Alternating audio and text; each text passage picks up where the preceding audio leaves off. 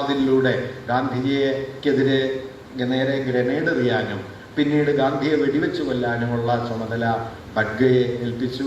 ഗോപാൽ ഗോഡ്സെയും നാരായണ ആപ്തെയും മന്ദിരത്തിൻ്റെ ഈ പുൽമൈതാനത്തിൻ്റെ 4 ഭാഗങ്ങളിലായി നിന്ന് ഗ്രനേഡുകൾ എറിഞ്ഞ് അന്തരീക്ഷത്തിലാകമാനം കോലാഹലം ഉണ്ടാക്കണമെന്നും ഗാന്ധിജിയെ വെടിവെച്ചതിന് ശേഷം ഇവരെല്ലാവരും അവിടെ നിന്ന് ഏതെല്ലാം വഴികളിലൂടെ രക്ഷപ്പെടണം എന്നുമുള്ള പദ്ധതികളൊക്കെ തയ്യാറാക്കി. പ്രാർത്ഥനായോഗം തുടങ്ങുന്നതിന് മുമ്പ് ഇവരെല്ലാം എത്തിച്ചേർന്നു. പിന്നിലെ മുറിയിൽ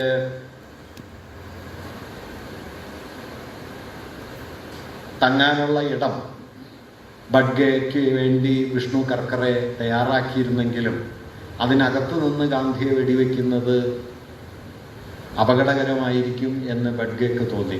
താൻ മാത്രം പിടിക്കപ്പെടും എന്ന് അദ്ദേഹത്തിന് തോന്നുകയും അദ്ദേഹം അകത്തു നിന്ന് വെടിവെക്കുന്നതിന് പകരം മൈതാനത്ത് നിന്ന് ഗാന്ധിക്കെതിരെ ബോംബെറിയാം എന്ന് തീരുമാനിക്കുകയും തൻ്റെ കയ്യിലുള്ള കൈത്തോക്ക് രണ്ടും ആപ്തെയും ഗോഡ്സെയും അവിടേക്ക് വന്ന കാറിൻ്റെ പിൻസീറ്റിൽ കൊണ്ടുപോയി മാറ്റിവെക്കുകയുമാണ് ചെയ്തത്.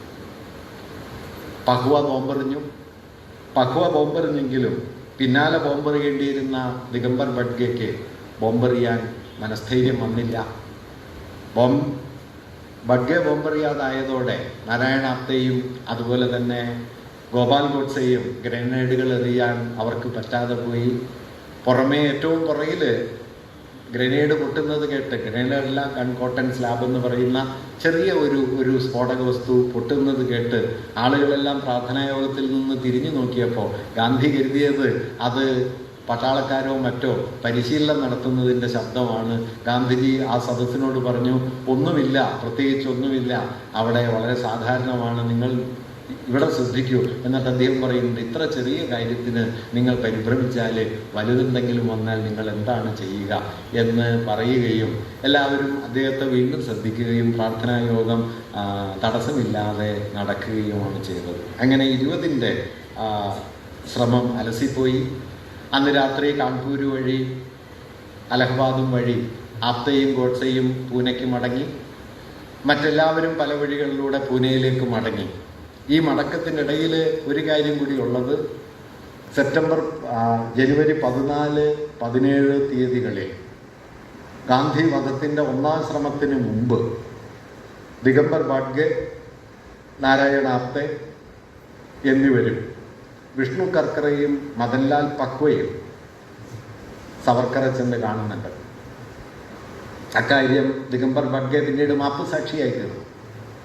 മാപ്പുസാക്ഷിയായി തീർന്ന സമയത്ത് ബഡ്ഗെ ഇക്കാര്യം വിശദീകരിച്ച് മൊഴി കൊടുക്കുന്നുണ്ട്. തങ്ങൾ കാണാൻ പോയിരുന്നു, 2 വട്ടം കാണാൻ ചെന്നു.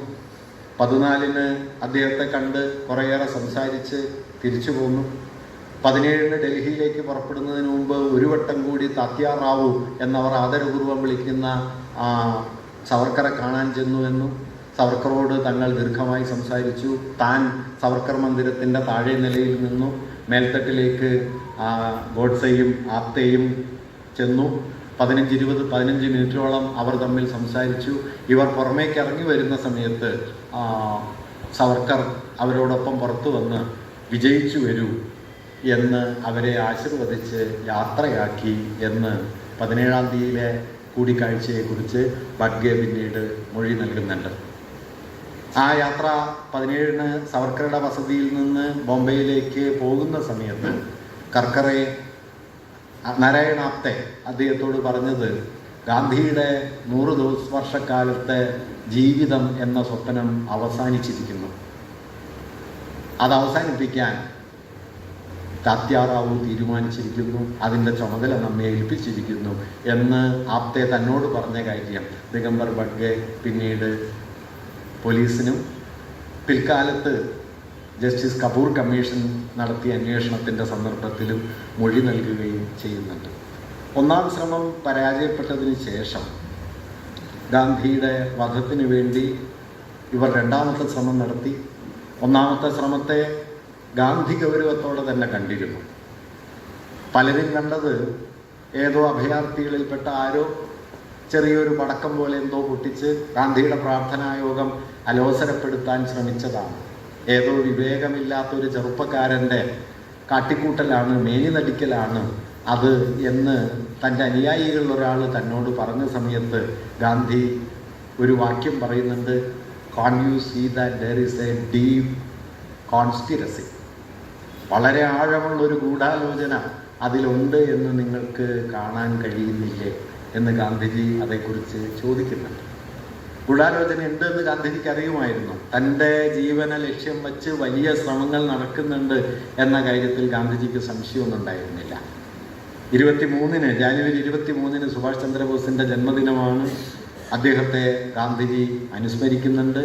ഗാന്ധിയുടെ വലിയ എതിരാളിയായിരുന്നു സുഭാഷ് എന്ന് നമുക്കറിയാം. ഗാന്ധിയുടെ സ്ഥാനാർത്ഥിയായ പട്ടാഭി സീതാരാമയ്യയെ കോൺഗ്രസ് പ്രസിഡന്റ് തെരഞ്ഞെടുപ്പിൽ പരാജയപ്പെടുത്തി പ്രസിഡന്റായി. ഗാന്ധിജിയുടെ സ്ഥാനാർത്ഥി പരാജയപ്പെട്ടതോടെ ഗാന്ധി കോൺഗ്രസ് പ്രവർത്തനത്തിൽ നിന്ന് പിൻവാങ്ങുകയും സമ്മർദ്ദം മൂലം സുഭാഷിന് രാജിവെക്കേണ്ടി വരികയും ഒക്കെ ചെയ്ത ഒരു ചരിത്രം അതിൻ്റെ പശ്ചാത്തലത്തിലുണ്ട്. പക്ഷേ ഇതൊക്കെ നിലനിൽക്കുമ്പോഴും നമ്മൾ ഓർക്കേണ്ട ഒരു കാര്യം, ഗാന്ധിജിയെ ഫാദർ ഓഫ് നേഷൻ എന്ന് വിളിക്കുന്നത് സുഭാഷാണ്. അന്നത്തെ രാഷ്ട്രീയ വിയോജിപ്പുകൾക്കൂടെ ഒരു അടിസ്ഥാനം കൂടിയാണ് കേട്ടോ. ഗാന്ധിയുടെ വലിയ വിമർശകനായിരുന്നു ടാഗോർ. ഗാന്ധിജിയെ മഹാത്മാവെന്ന് വിളിച്ചത് ടാഗോറാണ്. ടാഗോറിനെ ഗുരുജി, ഗുരുദേവ് എന്ന് വിളിക്കുന്നത് ഗാന്ധിജിയാണ്. ഇവരൊക്കെ വലിയ എതിരാളികളായിരുന്നു. ഇതിനിടയിലും ഈ വലിയ ഹൃദയബന്ധങ്ങൾ അവർ സൂക്ഷിക്കുകയും ചെയ്തിരുന്നു. 1948 ജനുവരി 27 ഡൽഹിയിൽ അക്കൊല്ലം നടക്കില്ല എന്ന് കരുതിയ ഒരു മതസമ്മേളനം ഖോജ ഖുദ്ബുദ്ദീൻ്റെ സ്മാരകത്തിലുള്ള മെഹ്റലിയിലെ വാർഷിക സമ്മേളനം കലാപാന്തരീക്ഷത്തിൽ നടക്കില്ല എന്നാണ് കരുതിയിരുന്നത്. ഗാന്ധിയുടെ പ്രധാനപ്പെട്ട ഡിമാൻഡുകളിൽ ഒന്ന് തന്നെ ഈ ഖോജ ഖുദ്ബുദ്ദീൻ്റെ സ്മാരകത്തിലെ വാർഷിക യോഗം സമ്മേളനം നടക്കണം എന്നതായിരുന്നു. മുസ്ലിങ്ങളുടെ പ്രധാനപ്പെട്ട ഒരു വാർഷിക സമ്മേളനമാണ്. ആ സമ്മേളനം നടക്കുന്നുണ്ട്. ഗാന്ധി അതിന് ആശംസകൾ നേരുന്നുണ്ട്. പിന്നെ ഗാന്ധി 2 ആവശ്യങ്ങളാണ് തൻ്റെ നിരാഹാര സമയത്ത് ഉന്നയിച്ചിരുന്നത്. അതിൽ ഒന്ന് വളരെ പ്രസിദ്ധമാണ്. പാകിസ്ഥാന് തിരിച്ചു കൊടുക്കേണ്ടതായ 55 കോടി രൂപ കൊടുക്കേണ്ടതില്ല എന്ന് ഇൻഡോ പാക് യുദ്ധത്തിൻ്റെ സമയത്ത് ബ്രിട്ടീഷ് ഇന്ത്യ ഗവൺമെൻറ് തീരുമാനിച്ചതിനെതിരെ ആണ് ഗാന്ധി ഒരു നിലപാടെടുത്തത്. അത് തിരിച്ചു കൊടുത്തേ പറ്റും എന്നത്. 2, മുസ്ലിങ്ങളുടെ പള്ളികളും അതുപോലെ പ്രാർത്ഥനാലയങ്ങളും കൈയടക്കിയത് മുഴുവൻ അവർക്ക് മടക്കി നൽകണം എന്ന് ഗാന്ധിജി ആഗ്രഹിച്ചിരുന്നു. തങ്ങളുടെ ആരാധനാലയങ്ങൾ പാകിസ്ഥാനിൽ ധാരാളമായി മുസ്ലിങ്ങൾ കൈയടക്കിയിട്ടുണ്ട് എന്ന അഭയാർത്ഥികൾ ഗാന്ധിയോട് പറയുന്നുണ്ട്. ഗാന്ധിജി പറഞ്ഞ മറുപടി, ഒരു തിന്മയുടെ പരിഹാരം മറ്റൊരു തിന്മയല്ല, അതുകൊണ്ട് നിങ്ങളത് മടക്കി കൊടുക്കണം. 55 കോടി രൂപ കൊടുക്കാമെന്നത് ഒരു ജെന്റിൽമാൻ എഗ്രിമെൻ്റ് ആണ്. അത് ഒരു തർക്കത്തിൻ്റെ പേരിൽ മാറ്റിവെക്കാവുന്നതല്ല എന്ന് ഗാന്ധിജി പറയുകയും ചെയ്യുന്നുണ്ട്. ഈ 2 മുദ്രാവാക്യങ്ങളും പിന്നെ അടിസ്ഥാനപരമായി വർഗീയത അവസാനിപ്പിക്കുക, വർഗീയ ലഹള അവസാനിപ്പിക്കുക എന്നതായിരുന്നു. 29 ഞാൻ നേരത്തെ പറഞ്ഞതുപോലെ ഗാന്ധിജി ധാരാളം പ്രവർത്തനങ്ങളിൽ ഏർപ്പെട്ടു. കിഷോരിലാൽ മഷ്റൂവാലയ്ക്ക് ഒരു കത്ത് അദ്ദേഹം എഴുതുന്നുണ്ട്. അത് പോസ്റ്റ് ചെയ്യുന്നതിനെക്കുറിച്ച് മനുവിനെ ഓർമ്മിപ്പിക്കുന്നുണ്ട്. അപ്പം മനു ഗാന്ധിയോട് പറയുന്നുണ്ട്, വാർത്തയിലെത്തുമ്പോൾ കിഷോരിലാൽ മഷ്റൂവാലയെ നേരിട്ട് കാണാമല്ലോ എന്ന് പറയുന്നുണ്ട്. അപ്പോഴും ഗാന്ധി പറയുന്നുണ്ട്, അന്ന് ആരാണ് ബാക്കിയുണ്ടാവുക എന്ന് നമുക്ക് ആർക്കാണ് അറിയുക എന്ന കാര്യം. ഏതാണ്ട് 1948 ജനുവരിയിൽ ഉടനീളം തൻ്റെ മരണത്തെക്കുറിച്ച് ഏറിയും കുറഞ്ഞും ഗാന്ധിജി പറഞ്ഞുകൊണ്ടേയിരിക്കുന്നുണ്ട്. രാത്രിയിൽ ഏറ്റവും ഒടുവിലായി ദേവദാസ് ഗാന്ധി കാണാനെത്തി. ദേവദാസ് ഗാന്ധിയോട് ഗാന്ധി ധാരാളമായി സംസാരിച്ചു. ഞാൻ നേരത്തെ പറഞ്ഞ കഠിനമായ ചുമ വന്നു, ക്ഷീണിതനായിരുന്നു, ഉറങ്ങിക്കൊള്ളൂ എന്ന് പറഞ്ഞ്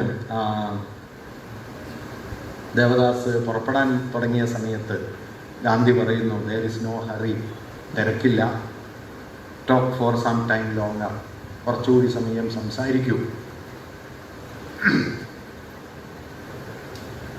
എന്ന്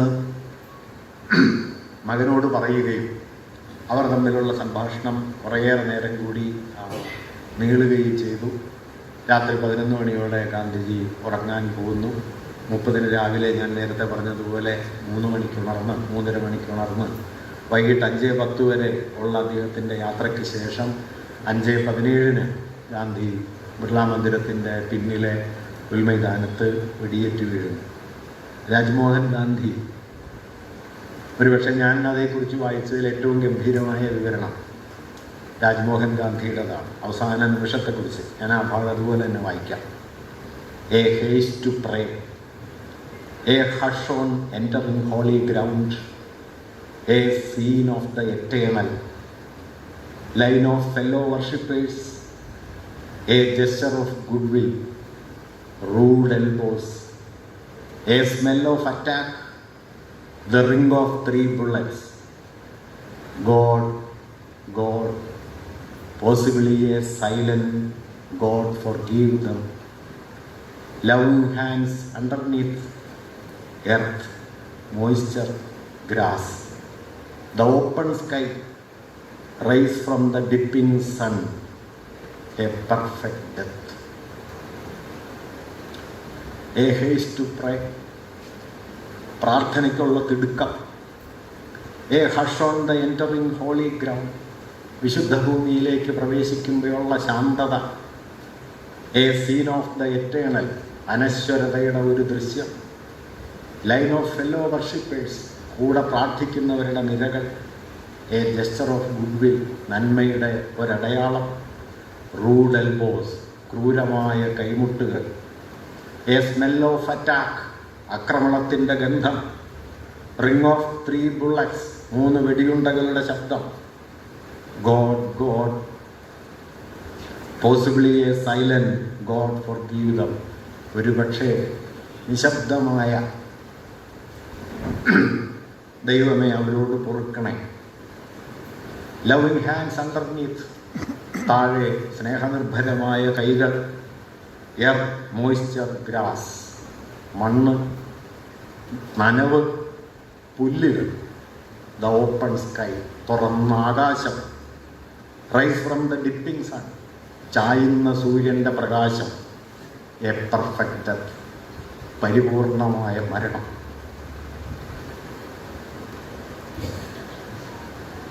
അങ്ങനെയാണ് ഗാന്ധിയുടെ മരണത്തെ അദ്ദേഹത്തിൻ്റെ ചെറുമകൻ കൂടിയായ രാജ്മോഹൻ ഗാന്ധി എഴുതിയിട്ടുള്ളത്. ഇതിൽ അവസാന വാക്യം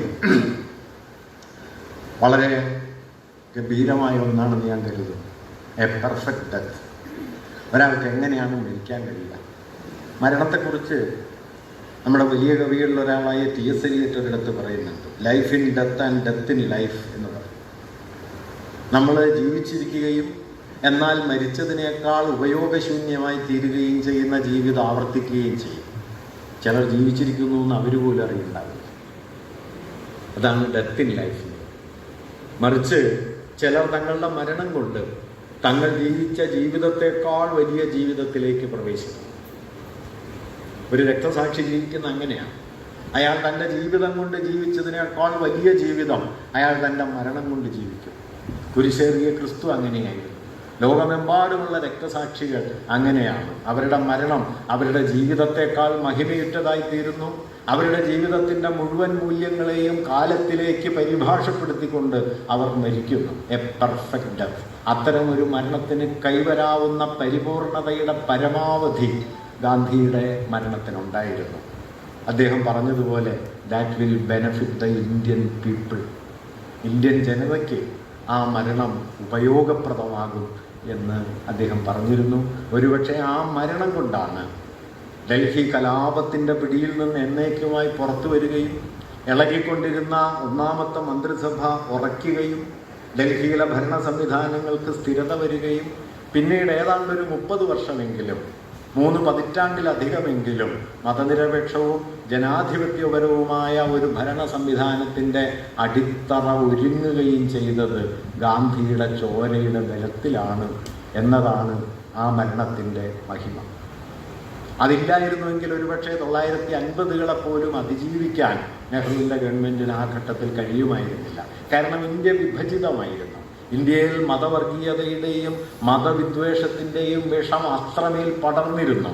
മുസ്ലിം വിരോധം ആഴത്തിൽ വേരുപിടിച്ചു കഴിഞ്ഞിരുന്നു. അതിനെ മുഴുവൻ റദ്ദാക്കിക്കൊണ്ട് സാഹോദര്യത്തിൻ്റെ, മൈത്രിയുടെ, മനുഷ്യസ്നേഹത്തിൻ്റെ സമുന്നതമായ ഒരു പ്രകാശഗോപുരത്തെ ആ ഇരുട്ടിൽ പടുത്തുയർത്താൻ ഗാന്ധിയുടെ മരണത്തിന് കഴിയും. അതായിരുന്നു ആ മരണത്തിൻ്റെ മഹിമ എന്നത്. അങ്ങനെ മരണം കൊണ്ട് ഗാന്ധി അദ്ദേഹം തന്നെ പറഞ്ഞതുപോലെ that will benefit the Indian people. Indian ജനതയ്ക്ക് അത് പ്രയോജനപ്രദമാണ്. ഇതായിരുന്നു ഗാന്ധിയുടെ കൊലയിലേക്ക് ഹിന്ദുത്വത്തെ നയിച്ചത്. ഗാന്ധിയുടെ കൊല ഗോഡ്സെ നടത്തിയ ഒരു കൊലയല്ല. ഗാന്ധിയുടെ കൊല ഹിന്ദുത്വം നടത്തിയ ഒരു കൊലയാണ്. ഹൈന്ദവ വർഗീയതയുടെ കൊലയാണ്. അത് നിഷേധിക്കാൻ ഗോഡ്സെ അടക്കം പലരും ശ്രമിച്ചിട്ടുണ്ട്. പക്ഷേ നാം മറന്നുകൂടാത്ത ഒരു കാര്യം, അത് ഗോഡ്സെ എന്ന ഒരാളുടെ കൊലയല്ല. പി എൻ ഗോപീഷൻ ഗംഭീരമായിട്ട് എഴുതിയിട്ടുണ്ട്, സവർക്കർ എന്ന കൈത്തോക്കിൽ നിന്ന് പുറപ്പെട്ട വെടിയുണ്ടയാണ് ഗോഡ്സെ എന്ന്. സവർക്കർ ഒരാളുടെ പേരല്ല. 1931 അദ്ദേഹം എഴുതിയ ഗ്രന്ഥമാണ് Savarkar, Hindutva, essentials of Hinduism. ഒരു മതത്തെ രാഷ്ട്രീയ സംഘാടനത്തിൻ്റെയും അധികാരാർജനത്തിൻ്റെയും അടിസ്ഥാനമാക്കി മാറ്റി മതവിദ്വേഷത്തിലൂടെ ഒരു രാഷ്ട്ര സംവിധാനത്തെ കെട്ടിപ്പടുക്കാം എന്ന് കരുതിയതിൻ്റെ ഗംഭീരമായൊരു പ്രകാശനമായിരുന്നു വാസ്തവത്തിൽ 1923 ഹിന്ദുത്വ എന്ന ശ്രമം, ഹിന്ദുത്വ എന്ന ഗ്രന്ഥം.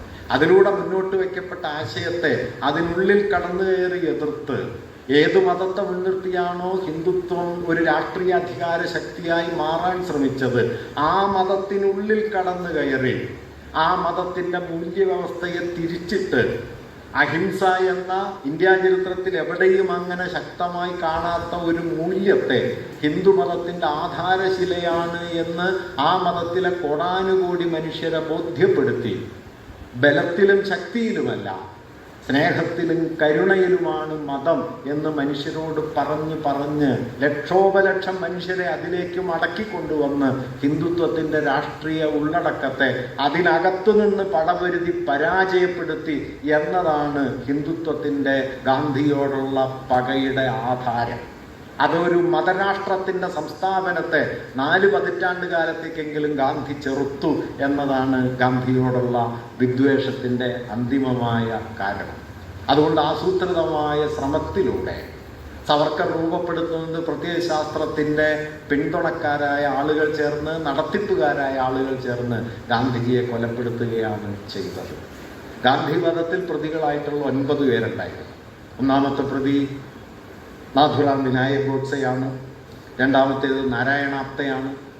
മൂന്നാം പ്രതി വിഷ്ണു കർക്കറെ എന്ന ആളാണ്. നാലാമത്തെ പ്രതി 1948 ജനുവരി 20 ഗാന്ധിയുടെ പ്രാർത്ഥനായോഗത്തിൽ ബോംബെറിഞ്ഞ മദൻലാൽ പക്വ എന്ന ആളാണ്.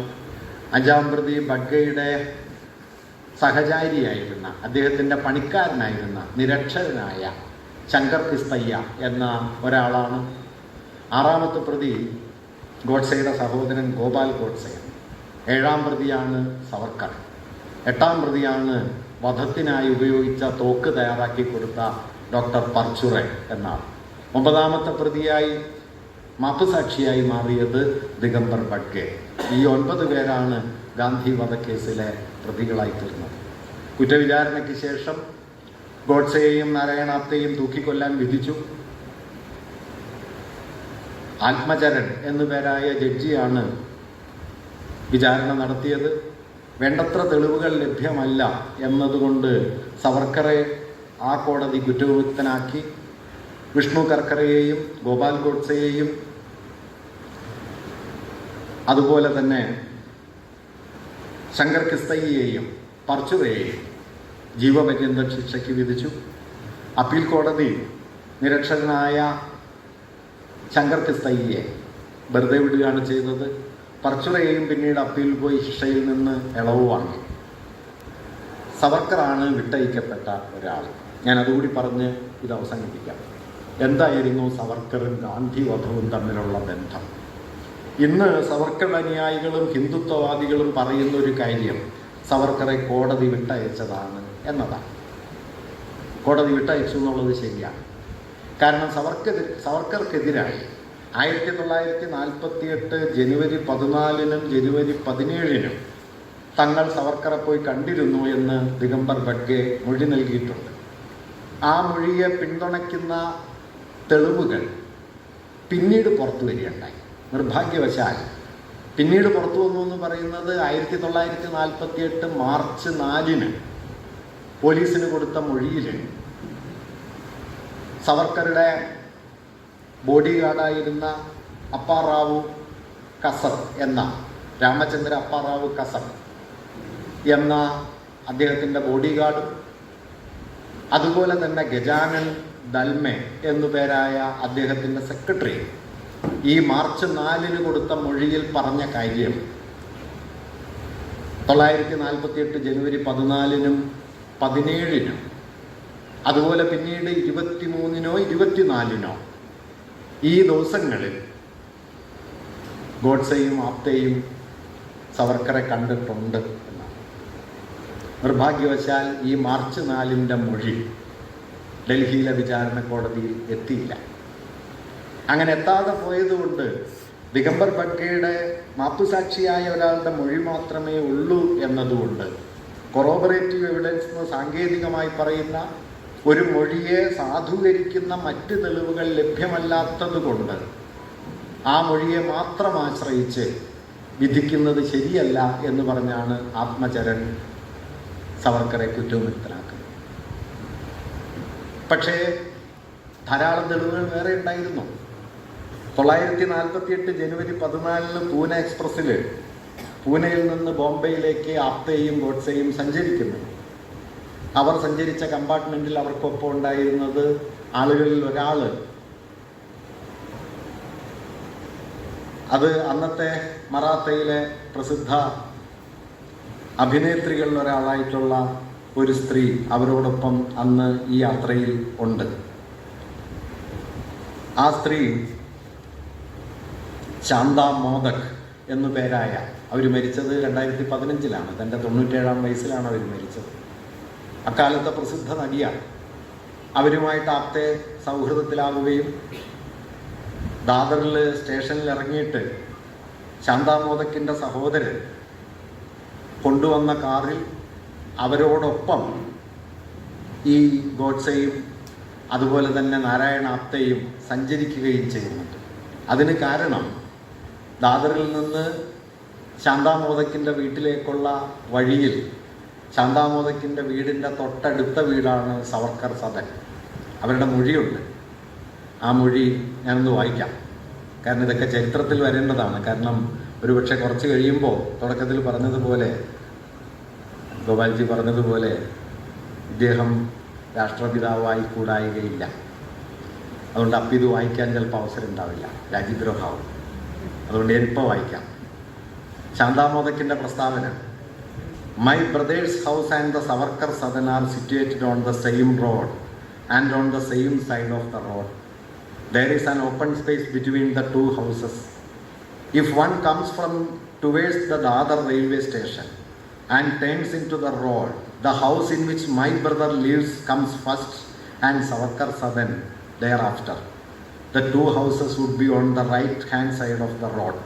We pass an house in which my brother lives and stop the car opposite to the Savarkar Sadan. The two gentlemen got down.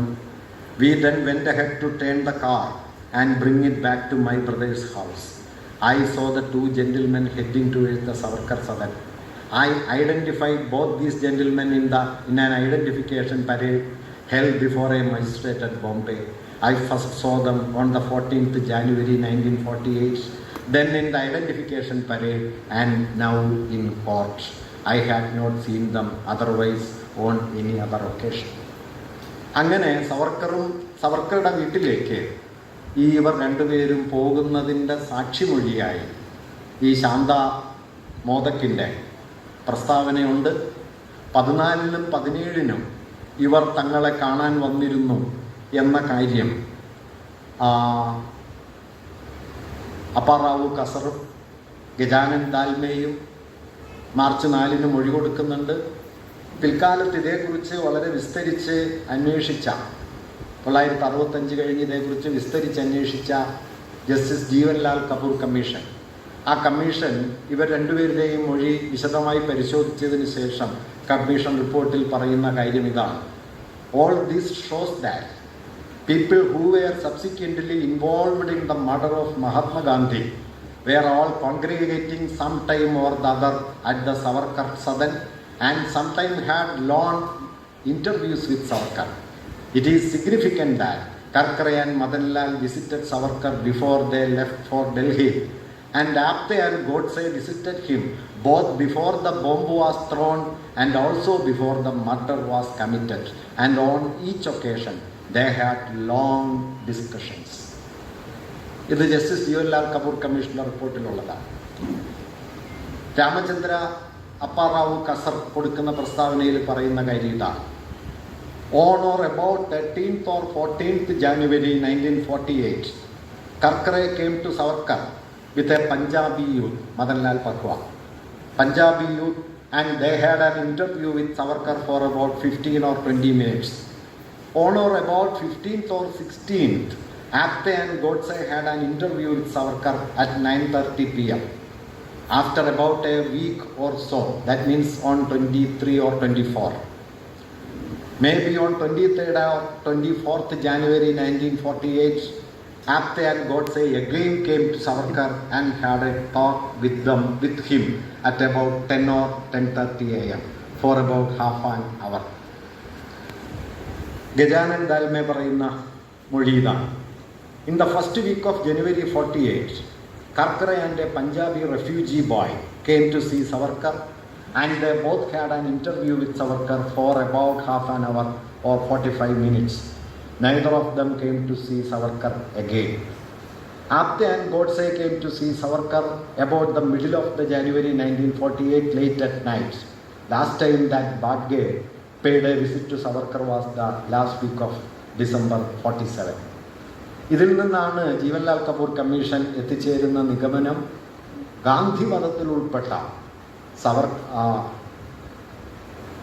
Godse, Narayana Apte, Digambar ബഡ്ഗെ, Karkare, Madanlal Pahwa, ഈ 5 പേർ സവർക്കറെ പലവട്ടം കാണുകയും സവർക്കറുമായി പലതരത്തിൽ സംഭാഷണത്തിലേർപ്പെടുകയും ഗാന്ധിക്കെതിരെ പാളിപ്പോയ ബോംബേറ് നടത്തുന്നതിന് 4 ദിവസം മുമ്പ് 14-നും 17-നും അവർ സവർക്കറുമായി സംഭാഷണത്തിലേർപ്പെടുകയും ചെയ്തിട്ടുണ്ട്. ഗാന്ധിജിയെ കൊല്ലുന്നതിന് മുമ്പ് 23-നോ 24-നോ നാരായണാപ്തെയും ഗോഡ്സെയും വീണ്ടും സവർക്കറുമായി കൂടിക്കാഴ്ച നടത്തുകയും ഇതിനിടയിൽ വിജയീ ഭവ എന്ന അനുഗ്രഹം ഒരിക്കൽ അദ്ദേഹത്തിൽ നിന്ന് കിട്ടുന്നുണ്ട്. മറ്റൊരിക്കലാകട്ടെ ഞാൻ നേരത്തെ പറഞ്ഞതുപോലെ ഗാന്ധിയുടെ 100 വർഷത്തെ ജീവിതം എന്ന മോഹം അവസാനിക്കാറായി എന്ന പ്രസ്താവന സവർക്കറുടേതായി ലഭിച്ചു എന്ന് ആപ്തെ പറയുകയും ചെയ്യുന്നു. ഈ തെളിവുകളെല്ലാം കൂട്ടിയിണക്കി 1965-ൽ ഗാന്ധിയുടെ വധം മുൻകൂട്ടി അറിയാമായിരുന്നു എന്ന ഒരു വാർത്ത ഗോപാൽ ഗോഡ്സെയ്ക്ക് സ്വീകരണം നൽകുന്നതുമായി ബന്ധപ്പെട്ട് ഉയർന്നു വന്ന സമയത്ത് അത് വലിയ കോലാഹലമായ പശ്ചാത്തലത്തിലാണ് ഇന്ത്യ ഗവൺമെൻറ് ഗാന്ധി വധത്തെക്കുറിച്ച് അന്വേഷിക്കാനായിട്ട് ഒരു കമ്മീഷനെ നിയോഗിക്കുന്നത്. ജസ്റ്റിസ് ജീവൻലാൽ കപൂർ കമ്മീഷൻ വരുന്നു. അദ്ദേഹം വിശദമായി തെളിവുകളെല്ലാം സമാഹരിക്കുന്നു. ഈ സമാഹരണം ഏതാണ്ട് 1 വർഷത്തിലധികം നീണ്ട പരിശോധനയ്ക്ക് ശേഷം അദ്ദേഹത്തിൻ്റെ നിരീക്ഷണം, റിപ്പോർട്ടിലെ പ്രധാനപ്പെട്ട നിരീക്ഷണം ഇതാണ്: all these facts taken together were destructive of any theory other than the conspiracy to murder by Savarkar and his group. ഈ തെളിവുകളെല്ലാം ചേർത്ത് വെച്ചാൽ സവർക്കറും അദ്ദേഹത്തിൻ്റെ ഗ്രൂപ്പും ചേർന്ന് നടത്തിയ ഗൂഢാലോചനയാണ് കൊലപാതകത്തിലെത്തിയത് എന്നതല്ലാത്ത മറ്റെല്ലാ വാദഗതികളും തകർന്നടിയുന്നു എന്നാണ് ജീവൻലാൽ കപൂർ കമ്മീഷൻ പറഞ്ഞത്. ഇന്ന് ഹിന്ദുത്വവാദികൾ വലിയ തോതിൽ ഉയർത്തിപ്പിടിക്കുന്ന പട്ടേൽ ആ കാലത്ത് നൽകുന്ന ഒരു നിർദ്ദേശം എന്താണെന്ന് വെച്ചാൽ, ആ കാലത്ത് പറയുന്ന ഒരു കാര്യം 1948 ഫെബ്രുവരി 27-ന് ഗാന്ധിവധം കഴിഞ്ഞ് 1 മാസം തികയുന്നതിന് മുമ്പ് ഏറ്റവും കുശാഗ്രബുദ്ധിയായ ഒരു വക്കീൽ കൂടിയായിരുന്ന, ക്രിമിനൽ വക്കീൽ കൂടിയായിരുന്ന പട്ടേൽ നെഹ്റുവിന് എഴുതിയ കത്തിൽ പറയുന്നത് ഈ കാര്യമാണ്: it was a fanatical wing of the Hindu Mahasabha directly under the control of Savarkar that hatched the conspiracy and saw it through. Hindu മഹാസഭയിലെ ഒരു മതഭ്രാന്ത വിഭാഗം, സവർക്കർക്ക് കീഴിലുള്ള ഒരു മതഭ്രാന്ത വിഭാഗമാണ് ഈ ഗൂഢാലോചന ആസൂത്രണം ചെയ്തതും അത് നടപ്പിലാക്കിയതും എന്ന് അന്നത്തെ ആഭ്യന്തരമന്ത്രിയായിരുന്ന, ഇന്ന് ഹിന്ദുത്വത്തിൻ്റെ പ്രിയപുരുഷന്മാരിൽ ഒരാളായി അവർ അവതരിപ്പിക്കുന്ന സർദാർ പട്ടേൽ രേഖപ്പെടുത്തിയിട്ടുണ്ട്. അന്ന് ബോംബെ ക്രൈംബ്രാഞ്ചിലെ ഈ കേസന്വേഷണത്തിൻ്റെ ചുമതലയുണ്ടായിരുന്ന ജാംഷഡ് നാഗർവാല ഈ അന്വേഷണത്തെ മുൻനിർത്തി എഴുതിയ ഒരു വാക്യം കൂടി ഞാൻ വായിക്കാം: Savarkar was at the back of the conspiracy to murder Gandhi. ഗാന്ധിയെ കൊലപ്പെടുത്തുന്നതിനുള്ള ഗൂഢാലോചനയുടെ പിന്നിൽ സവർക്കറാണ്. അങ്ങനെ അന്നത്തെ ഈ കേസന്വേഷണത്തിൻ്റെ കേന്ദ്രമായി പ്രവർത്തിച്ച ജാംഷഡ് നാഗർവാല, അന്നത്തെ ആഭ്യന്തരമന്ത്രി, ഒപ്പം തന്നെ അന്നത്തെ അതിനുശേഷം ഇതേക്കുറിച്ച് ഏറ്റവും വിപുലമായി അന്വേഷിച്ച ജസ്റ്റിസ് ജീവൻലാൽ കപൂർ കമ്മീഷൻ, ഇവർ 3 പേരും ഒരുമിച്ച് നൽകുന്ന ഉത്തരം ഈ ഗൂഢാലോചനയുടെ കേന്ദ്രം സവർക്കറായിരുന്നു എന്നതാണ്. ഞാൻ നേരത്തെ പറഞ്ഞതുപോലെ അത് സവർക്കർ എന്ന വ്യക്തിയല്ല, സവർക്കർ എന്ന വ്യക്തിക്കപ്പുറം ഈ പറയുന്ന ഹിന്ദുത്വത്തിൻ്റെ രാഷ്ട്രീയ ആശയത്തെ, അതിൻ്റെ രാഷ്ട്രസങ്കല്പത്തെ ഗാന്ധി എന്ന മനുഷ്യൻ എങ്ങനെയാണ് തൻ്റെ ഈ ദുർബലമായ ശരീരം കൊണ്ട്, മല പോലെ ഉയർന്നു നിൽക്കുന്ന ആത്മബലം കൊണ്ട് ഹിന്ദുത്വത്തിൻ്റെ ഈ അക്രമലോകത്തെ അദ്ദേഹം ഒറ്റക്ക് ചെറുത്തു നിന്നത് എന്നത്. ആ ചെറുത്തുനിൽപ്പിന് അദ്ദേഹം കൊടുത്ത വലിയ വിലയാണ് 1948 ജനുവരി 30 ഉയർന്നു കേട്ടത് എന്നുകൂടി നാം ഓർക്കണം. സവർക്കർ ഇതിൻ്റെ മറുപുറത്തുള്ള ഒരാളായിരുന്നു. 1911 ജൂണിലോ മറ്റോ അദ്ദേഹം ആൻഡമാനിലെത്തുന്നു. എ.ജി. നൂറാനി അദ്ദേഹത്തിൻ്റെ മാപ്പപേക്ഷകളുടെ ചരിത്രം എഴുതുമ്പോൾ 1913 എഴുതിയ അദ്ദേഹത്തിൻ്റെ 2ാമത്തെ മാപ്പപേക്ഷയിൽ തന്നെ 1911 തൻ്റെ ആദ്യത്തെ മാപ്പപേക്ഷയെക്കുറിച്ച് പരാമർശിക്കുന്നുണ്ട്. അതിനർത്ഥം 1911 ജൂണിലെത്തിയ ആൻഡമാനിലെത്തിയ സവർക്കർ 6 മാസം തികയും മുമ്പ്, ആ വർഷം അവസാനിക്കുന്നതിന് മുമ്പ് തന്നെ മാപ്പപേക്ഷ ബ്രിട്ടീഷ് ഗവൺമെൻറ്റിന് സമർപ്പിച്ചു എന്നതാണ്. പിന്നീട് 1913 നവംബർ 14 ഒക്ടോബർ 1914 ഒക്ടോബറിൽ, 1917 ഒക്ടോബറിൽ, 1920 മാർച്ച് 20, 1921 ഓഗസ്റ്റ് 19, 22 ജൂലൈ 4, ഇങ്ങനെ 7 തവണ സവർക്കർ മാപ്പ് എഴുതുന്നുണ്ട്. ഈ മാപ്പപേക്ഷകളെല്ലാം നിങ്ങൾക്ക് സവർക്കറുടെ ഒരു സിമ്പതൈസർ കൂടിയായ വിക്രം സമ്പത്ത് 2 വോള്യങ്ങളിലായി എഴുതിയ ബൃഹത്തായ ജീവചരിത്രത്തിൻ്റെ അനുബന്ധമായി കാണാവുന്നതാണ്. ഇതുകൂടാതെ അദ്ദേഹത്തിൻ്റെ പത്നി 2 തവണ അദ്ദേഹത്തിന് വേണ്ടി ബ്രിട്ടീഷ് ഗവൺമെൻറ്റിന് മാപ്പപേക്ഷ നൽകി 1921-22 കാലത്ത്. സവർക്കറുടെ മാപ്പപേക്ഷ തീർന്നില്ല കേട്ടോ. ഗാന്ധി വധക്കേസിൽ താൻ പ്രതിയാക്കപ്പെട്ടേക്കും എന്ന് തോന്നിയ സന്ദർഭത്തിൽ 1948 ഫെബ്രുവരി 22 അദ്ദേഹം ഗവൺമെൻറ്റിന്, ഇന്ത്യ ഗവൺമെൻറ്റിന് മാപ്പപേക്ഷ നൽകി. അതിലദ്ദേഹം പറഞ്ഞത്, എന്നെ കേസിൽ നിന്ന് ഒഴിവാക്കിയാൽ എല്ലാ തരത്തിലുള്ള രാഷ്ട്രീയ പ്രവർത്തനങ്ങളിൽ നിന്നും സമുദായ പ്രവർത്തനങ്ങളിൽ നിന്നും ഞാൻ എന്നേക്കുമായി പൂർണ്ണമായി പിൻവാങ്ങാം എന്നാണ്. അങ്ങനെ മാപ്പപേക്ഷകളുടെ ഒരു സുദീർഘ ചരിത്രം ഒരു ഭാഗത്തുണ്ട്. മറുഭാഗത്ത് ഗാന്ധിജിയെപ്പോലൊരു മനുഷ്യനുണ്ട്. നിങ്ങൾ പറയുന്നത് ആരും കേൾക്കുന്നില്ലെങ്കിൽ തനിയെ നടക്കുക എന്ന് ഉറച്ച് വിശ്വസിക്കുകയും ആ തനിയെ നടക്കുന്നതിൻ്റെ ആത്മബലം കൊണ്ട് വിഭജിതമായ ഒരു രാജ്യത്തിൻ്റെ മുകളിൽ വന്നു വീഴാനിരുന്ന കൊടിയ മതഭ്രാന്തിനെ തൻ്റെ ധാർമ്മിക ശേഷി കൊണ്ട് ചെറുത്തു നിൽക്കുകയും ചെയ്ത ഒരാളായിരുന്നു ഗാന്ധി. അതുകൊണ്ട് ഗാന്ധിയുടെ വിപരീത പദം എന്ന് സവർക്കറെക്കുറിച്ച് പറയുന്നത് വ്യക്തി എന്ന നിലയിലല്ല, 2 ജീവിത വീക്ഷണങ്ങൾ, 2 രാഷ്ട്രസങ്കല്പങ്ങൾ, 2 പ്രത്യയശാസ്ത്രങ്ങൾ എന്ന നിലയിലാണ്. ഒന്ന് വെറുപ്പിൻ്റെയും വിദ്വേഷത്തിൻ്റെയും വിഭജനത്തിൻ്റെയും ആക്രമത്തിൻ്റെയും പ്രത്യയശാസ്ത്രമായിരുന്നു. ഗാന്ധി സ്നേഹത്തിൻ്റെയും സാഹോദര്യത്തിൻ്റെയും കരുണയുടെയും സമഭാവത്തിൻ്റെയും മൂല്യങ്ങൾ കൊണ്ട് ഒരു രാഷ്ട്രത്തെ പുനഃസംഘടിപ്പിക്കാൻ കഴിയുമോ എന്ന് നിരന്തരം ആരായുകയും ആ അന്വേഷണത്തിൽ തൻ്റെ ജീവിതത്തെ തന്നെ ബലിയാക്കി നൽകുകയും ചെയ്തു. ആ ബലിയുടെ ഓർമ്മയാണ് വാസ്തവത്തിൽ നാം ഇന്ന് അതിനുവേണ്ടിയാണ് ഒത്തുകൂടിയിട്ടുള്ളത്. ഞാൻ ഗോപിയുടെ കവിത ഒരു ഭാഗം ഒരിക്കൽ കൂടി വായിച്ചുകൊണ്ട് ഞാനിത് അവസാനിപ്പിക്കാം. ആ കവിതയ്ക്ക് അങ്ങനെ വലിയൊരു പ്രാധാന്യമുണ്ട് എന്ന് കരുതുന്നത് കൊണ്ടാണ് ഞാൻ ഒരിക്കൽ കൂടി ഇത് വായിക്കാം എന്ന് പറയുന്നത്. ഞാനീ പറഞ്ഞതിൻ്റെ എല്ലാം ആകത്തുകയിൽ ഈ കവിത നിങ്ങൾ ഒരിക്കൽ കൂടി കേൾക്കണം. 1948 ജനുവരി 30 ആ ശവശരീരം നോക്കി ജവഹർലാൽ ചുവരിൻ ചാരിയിരുന്നു. തെറ്റിയിരിക്കുന്ന കണ്ണട മനു നേരെയാക്കി വെച്ചു. ജീവിച്ചിരിക്കുമ്പോൾ സാധിക്കാത്ത പരിപൂർണതയിൽ പുറത്ത് മുദ്രാവാക്യങ്ങൾ മുഴങ്ങുന്നുണ്ട്. മിക്കവാറും ഗാന്ധി അമരനായിരിക്കുന്നു എന്നാകും.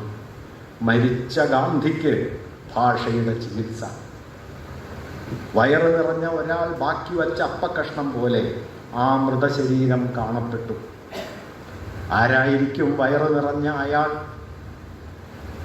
താൻ, Jinnah, Mountbatten, Patel, Radcliffe, അപ്പോഴുണ്ടായ 2 പുതിയ രാജ്യങ്ങൾ നിമിഷങ്ങൾ ഉറുമ്പുകളായി മാറിക്കൊണ്ടിരിക്കുന്നത് ജവഹർലാൽ കണ്ടു. അവർ ആ അപ്പക്കഷ്ണത്തെ വലിച്ചു കൊണ്ടുപോകാൻ പാടുപെടുന്നു. അതിലെന്താണ് അവശേഷിക്കുന്നത്? അഹിംസയുടെ മധുരം, ചർക്ക നെയ്ത നാരുകൾ, സ്നേഹത്തിൻ്റെ DNA. അതിലെന്താണ് അവശേഷിക്കുന്നത്? അഹിംസയുടെ മധുരം, ചർക്ക നെയ്ത നാരുകൾ, സ്നേഹത്തിൻ്റെ DNA. നവഖാലിയിലും ബീഹാറിലും ഒഴുകിയ ചോരപ്പുഴകളെ ആ അപ്പക്കഷ്ണം വലിച്ചെടുത്തിരുന്നു. അതിൻ്റെ ഉപ്പിലാകണം ഉറുമ്പുകളുടെ രുചി ഗവേഷണം. അതോ ദില്ലിയിൽ ഒഴുകാനിരുന്ന ചോരക്കടലിനെ ഒറ്റയ്ക്ക് തടഞ്ഞ കൈപ്പൻ വീര്യത്തിലോ? നവഖാലിയിലും ബീഹാറിലും ഒഴുകിയ ചോരപ്പുഴകളെ ആ അപ്പക്കഷ്ണം വലിച്ചെടുത്തിരുന്നു. അതിൻ്റെ ഉപ്പിലാകണം ഉറുമ്പുകളുടെ രുചി ഗവേഷണം. അതോ ദില്ലിയിൽ ഒഴുകാനിരുന്ന ചോരക്കടലിനെ ഒറ്റയ്ക്ക് തടഞ്ഞ കൈപ്പൻ വീര്യത്തിലോ? കൊലയാളി ഹിന്ദു എന്നറിഞ്ഞ ആശ്വാസത്തിൽ കസേരയിൽ മാത്രം ഇരുന്ന് ശീലിച്ച മൗണ്ട് ബാറ്റൻ അപ്പുറത്തെ ചുമര് ചാരി ഇരിക്കുന്നുണ്ട്. ഒരു കാര്യം ഓർക്കണം കേട്ടോ, ഗാന്ധിവധത്തിൻ്റെ വാർത്ത അറിഞ്ഞ് ആദ്യം എത്തുന്നത് ആളുകളിൽ ഒരാൾ മൗണ്ട് ബാറ്റനാണ്. കൊലയാളി ആരാണ് എന്ന് വ്യക്തമായിട്ടില്ല. കൂട്ടത്തിൽ ഒരാൾ വിളിച്ചു പറഞ്ഞു അതൊരു മുസ്ലിമാണ് എന്ന് പറഞ്ഞു. മൗണ്ട് ബാറ്റൻ അറിഞ്ഞുകൂടാ ആരാണ്. ആ നിമിഷം പക്ഷേ മൗണ്ട് ബാറ്റൻ പറഞ്ഞു, വിഡ്ഢി അതൊരു ഹിന്ദുവാണ് എന്ന് പറഞ്ഞു. ഇഡിയറ്റ്, ഹീസ് എ ഹിന്ദു എന്ന് പറഞ്ഞു. ആ നിമിഷം വാസ്തവത്തിൽ മൗണ്ട് ബാറ്റൻ അറിയില്ല. മൗണ്ട് ബാറ്റൻ പിന്നെ അതേക്കുറിച്ച് പറഞ്ഞത്, ഒന്നുകിൽ എനിക്ക് 4 മണിക്കൂറിൻ്റെ ഇടവേള കിട്ടും, കാരണം മുസ്ലിമാണ് എങ്കിൽ ആ വാർത്ത ലോകത്തിലേക്ക് എത്താൻ ചുരുങ്ങിയത് 3-4 മണിക്കൂറിൻ്റെ ഇടവേള എനിക്ക് കിട്ടും. ആ ഇടവേള വളരെ ആവശ്യമായിരുന്നു. മറിച്ചാണെങ്കിൽ അത് സത്യവുമാണ്. ഒരു നയതന്ത്രജ്ഞതയുടെ വലിയൊരു ആവിഷ്കാരമായിരുന്നു ആ പ്രസ്താവന. കൊലയാളി ഹിന്ദു എന്നറിഞ്ഞ ആശ്വാസത്തിൽ കസേരയിൽ മാത്രം ഇരുന്ന് ശീലിച്ച മൗണ്ട് ബാറ്റൻ അപ്പുറത്ത് ചുമര് ചാരിയിരിക്കുന്നുണ്ട്. 10 മിനിറ്റ് മുമ്പ് സംസാരിച്ചിറങ്ങിപ്പോയ ആൾ മൃതശരീരത്തിൽ അടക്കം ചെയ്ത് തിരികെ വന്നത് വിശ്വസിക്കാനാകാതെ പട്ടേലും. ആകാശവാണിക്കാർ മൈക്ക് ശരിയാക്കിക്കൊണ്ടിരുന്നു. പോലീസ് സ്റ്റേഷനിൽ കൊലയാളിയുടെ പ്രസ്താവന കോൺസ്റ്റബിൾ എഴുതിക്കൊണ്ടിരുന്നു. ഒരു വഴിക്കണക്കിട്ട് തന്ന് അധ്യാപകൻ മരിച്ചിരിക്കുന്നു. ഇനി ഉത്തരം താൻ തന്നെ കണ്ടെത്തണം. 78 വർഷം കൊണ്ട് ഭൂമി എഴുതിയ ഈ പുസ്തകം താൻ തന്നെ പ്രകാശനം ചെയ്യണം. ജവഹർലാൽ മൈക്ക് കയ്യിലെടുത്തു. താൻ പൊട്ടിക്കരയാൻ പോകുന്നു എന്നയാൾ വിചാരിച്ചു. മൈക്ക് അപ്പോൾ സ്വയം സംസാരിക്കാൻ തുടങ്ങി. ആ വെളിച്ചം അസ്തമിച്ചിരിക്കും. നമസ്കാരം.